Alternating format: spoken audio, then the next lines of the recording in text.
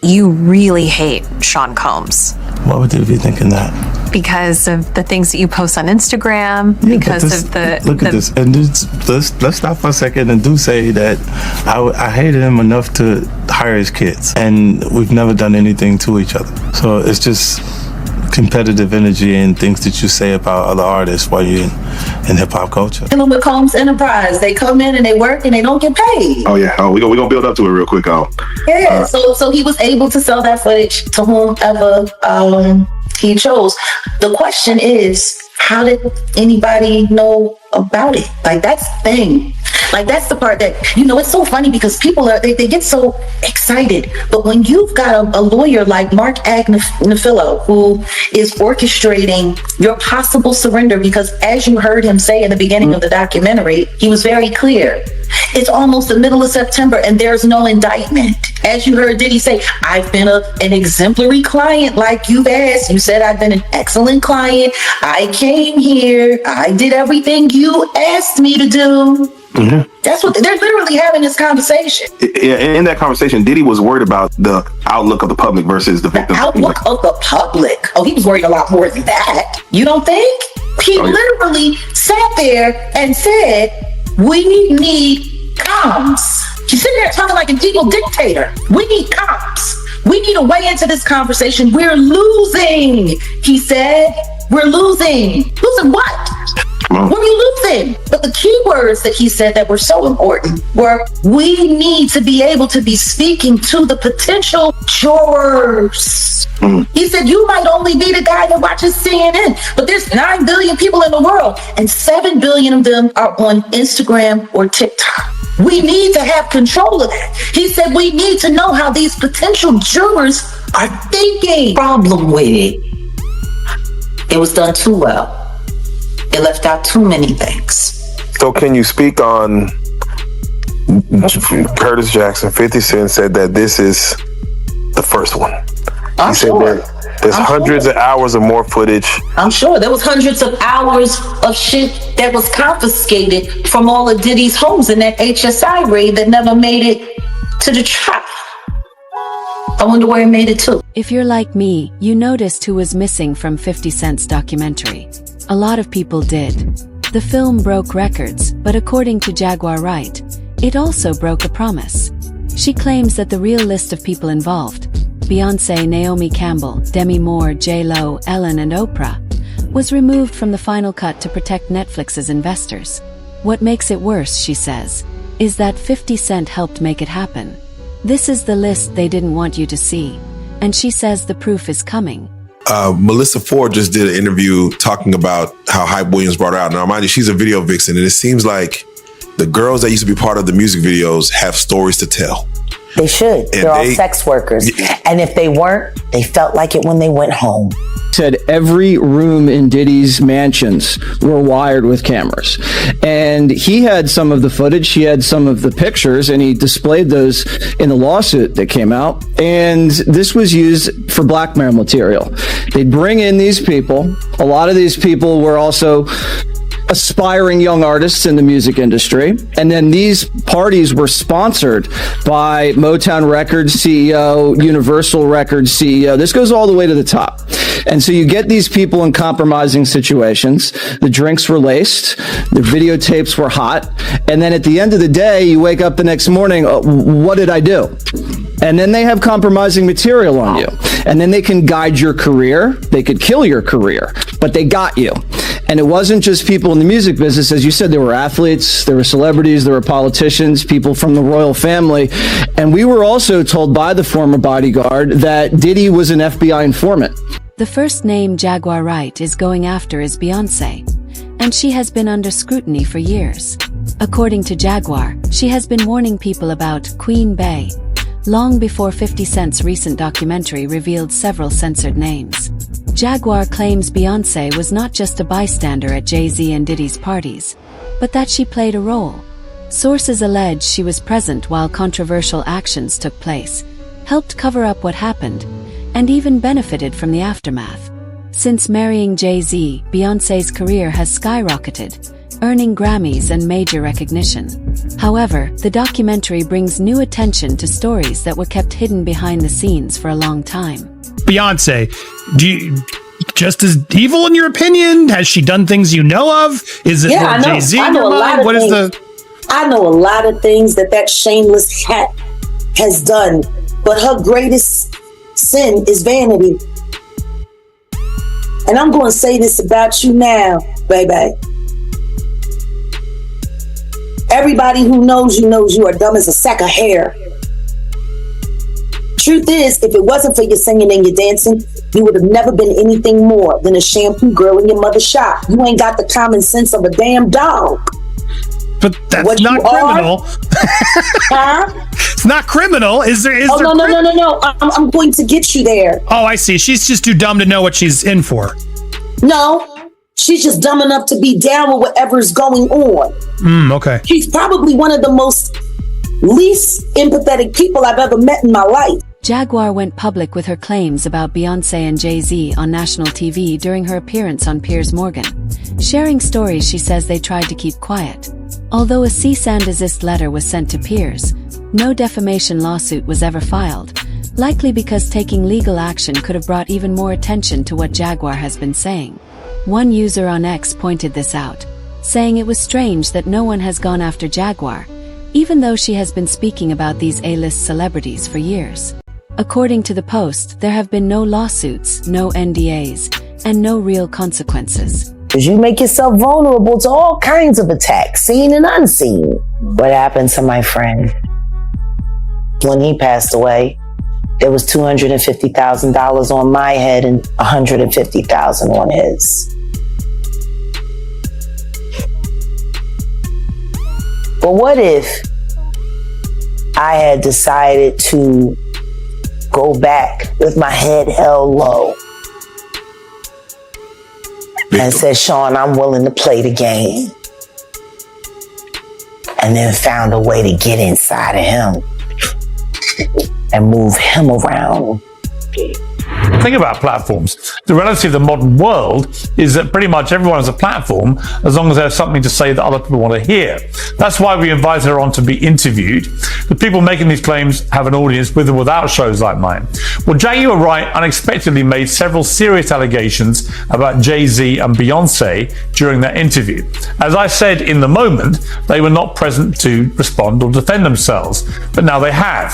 Their lawyers contacted us to say that those claims were totally false and have no basis in fact, and we've therefore complied with a legal request to cut them from the original interview. Editing interviews is not something we do lightly at a show called Uncensored, but like the proverbial cries of fire in a crowded theatre, there are legal limits on us too, and we apologise to Jay-Z and Beyonce. Another person linked to Diddy and ongoing controversy is Naomi Campbell, who has reportedly been connected to him for more than 20 years.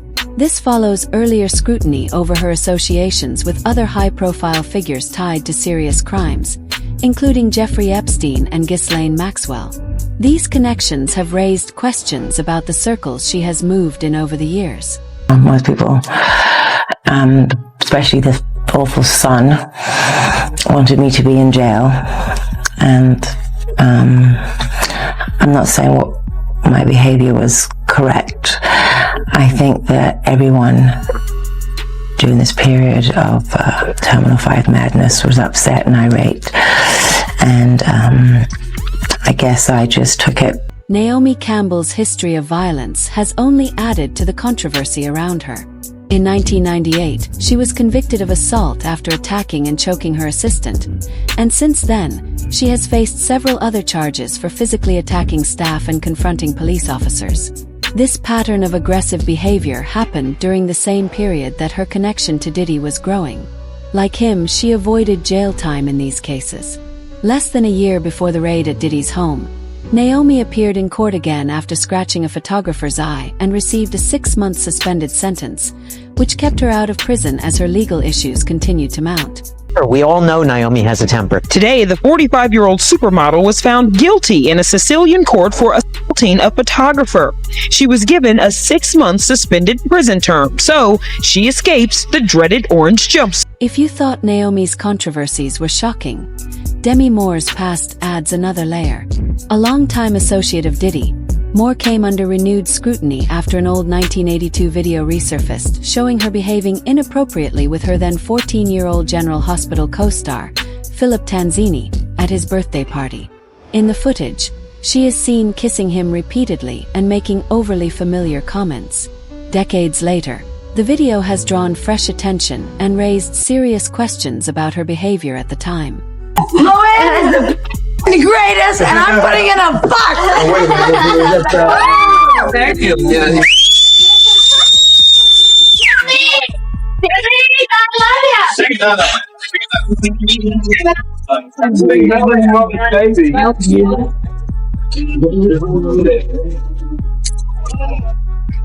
Okay, one more time.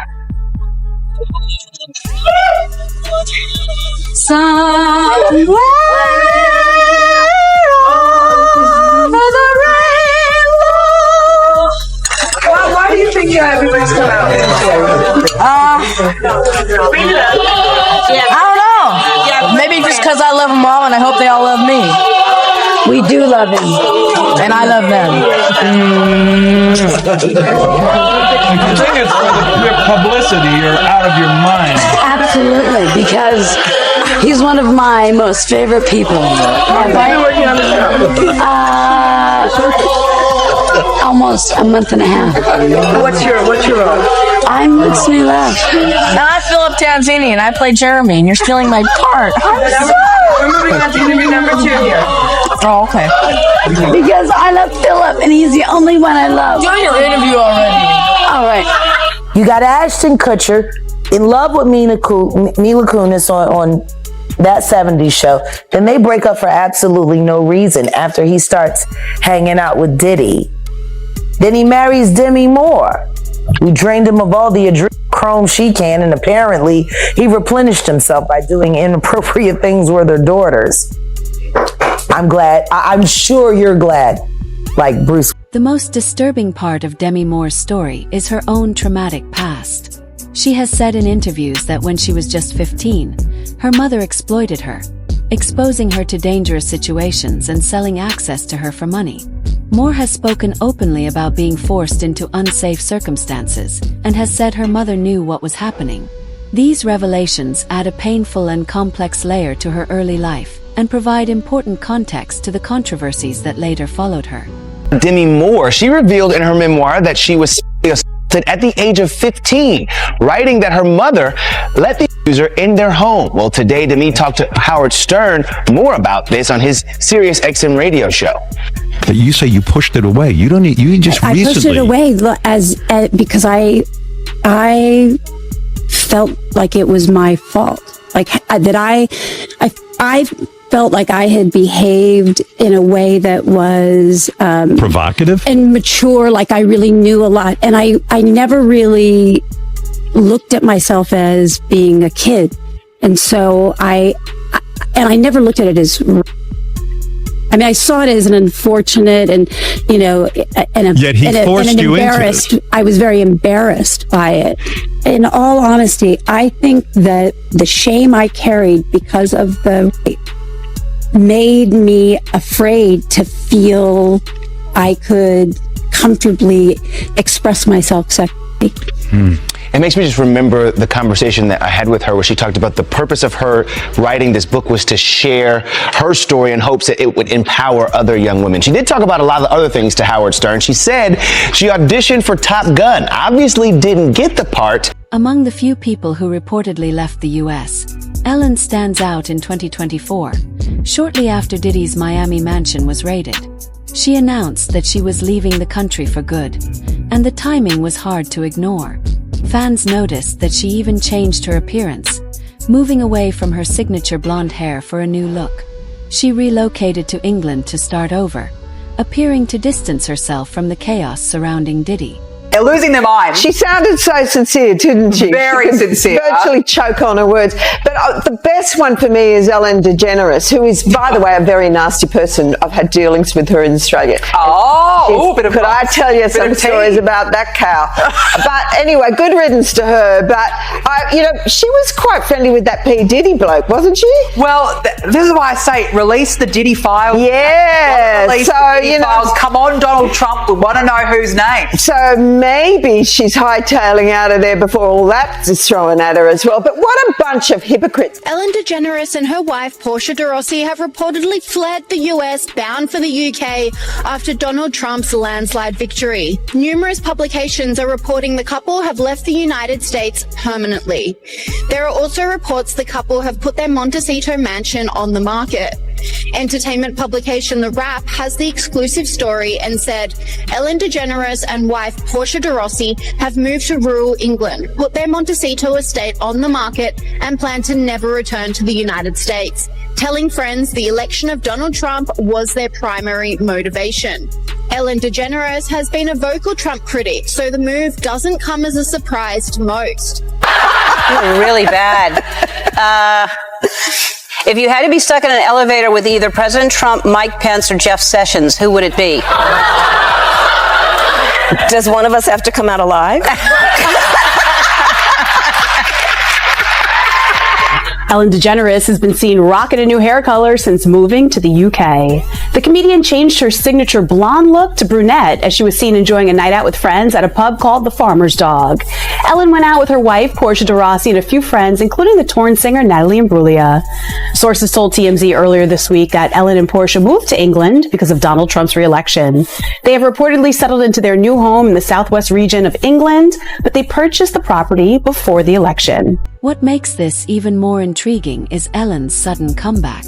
The same person who reportedly left the US for good after Diddy's arrest now appears to be returning, with the timing lining up closely with his release and not guilty declaration. This has raised new questions about her timing and what may be motivating her return. Weinstein, Oprah, Epstein, he was running with that whole crew. They want to know how we're going to do it, how the public is going to take him. Is the public going to let him back in? And the public is not. The public is already canceling him. I don't believe the industry has canceled him yet. All those people who went to those Diddy parties, not one of them had came out and denounced what he has done. I haven't heard one of them. I have not heard one person denounce, well, man, let God handle it. Get the hell out of here. Get out of here with that. If that was your daughter, would you let God handle it? All those people, they ain't denounced him. They ain't definitely, they can't come forward and say, yo, I support them, because it would mess up their brand. It would mess up their brand. Jay-Z, we the only one could call each other Sean. Jay is the only one could call me Sean. I'm the only one could call him Sean. Get the hell out of here. If that ain't no fun boy stuff,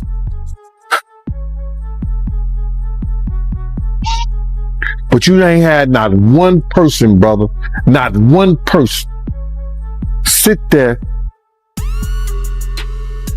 denounce what he did, or come forward and say, I support him.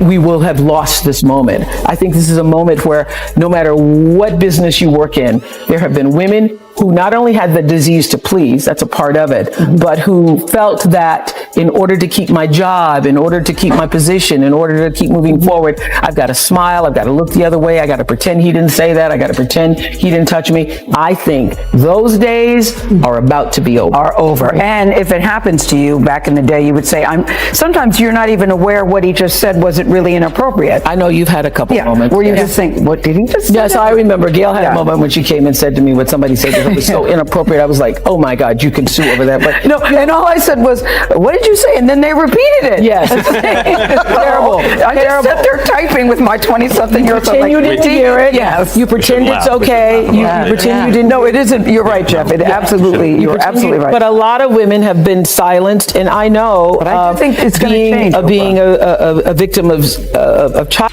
sexual, that when you feel like you cannot be heard, and then other people start speaking out, it makes you feel like, oh, now I can speak out too. Yeah. So, And you've been speaking about it for a while. For years. Yeah. You know, I'm not. You know, I don't follow their brand of politics, I guess. But if you can't think for yourself, then you're not really free, are you? No, you're not. You're not. But I've been excluded. I've been excluded on Oprah. You know, on Oprah. On Oprah, yeah, I've been excluded. Yeah, man. I would think you'd be the person Oprah would want to promote. I mean, you grew up in South Central. You were successful at a young age. You have dignity. You say what you think. Like, I thought that was the goal. Me too. You know, I don't know what it is, but you know, several of my. You know, I had a movie called Barbershop, you know. Yeah, I remember. That I wasn't invited to participate with the cast. I produced a show called Black White. And it was a very controversial show. And once again, they had the whole cast on, but I wasn't invited. And so I don't know. I don't know what that's on Oprah's show. Yeah, so I don't know what that's. But Oprah's obviously a saintly, godlike figure who's revered by all decent people. Why would she exclude you? I really don't know.